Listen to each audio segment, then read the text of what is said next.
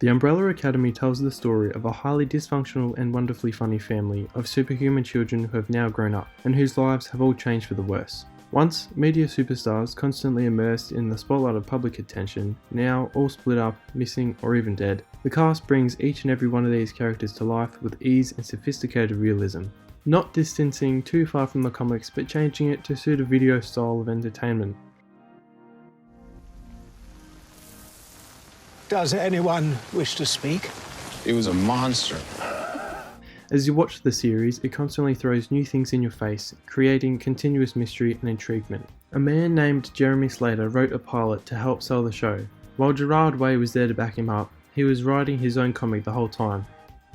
The Umbrella Academy is based off Gerard Way's comic series by Dark Horse Productions, but Steve Blackman, the showrunner, has injected his own style into it as well.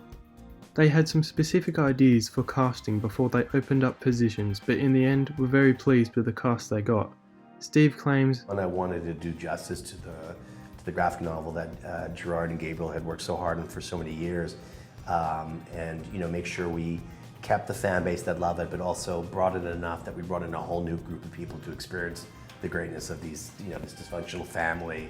And to come to love them the way we all did. Gerard stated in an interview with Netflix that he trusted Steve's vision enough to be able to remove himself enough to keep the two things separate. There are a few external factors interrupting and affecting filming, like preserving budget for things like Pogo the Monkey, how the graphic novel was going to be different from the series, etc. I want to tell you about the one I found most creative. While shooting the finale battle scene in Canada, the weather changed all of a sudden into winter. The entire set was covered in snow, and because there was no way to work around the snow, the show writers incorporated the cold front into the uncontrollable powers of Harlan. As The Umbrella Academy is a series shown on Netflix, they didn't need to think about what the viewers wanted to see. This is because Netflix has a whole different audience base to commercial TV networks. Netflix gives a sense of freedom, whereas network TV is more generalised to people who want to see standardised things on television. I'm afraid there's just nothing special about you.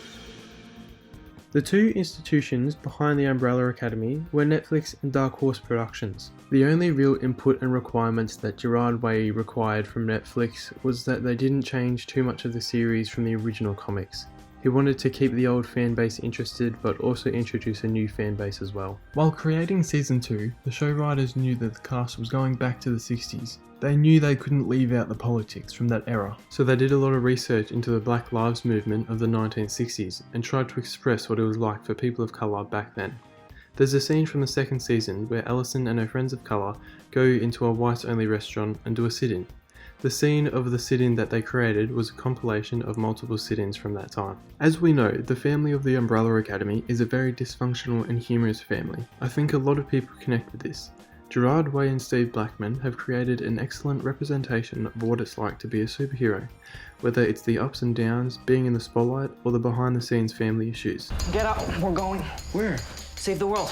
Oh, is that all? The Umbrella Academy can be viewed from all kinds of screens. We can watch it on our TV, computers, or even our phones.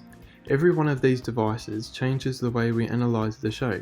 It's hard to explain, but we all know that we might have some series that are a late night show, or on the way to school show, or an in the background kind of show. All of these different ways to watch a single episode can dramatically impact if we like it or not. This can also depend on our historical prior knowledge and our personal values. If a series doesn't connect with us, then we will not enjoy it.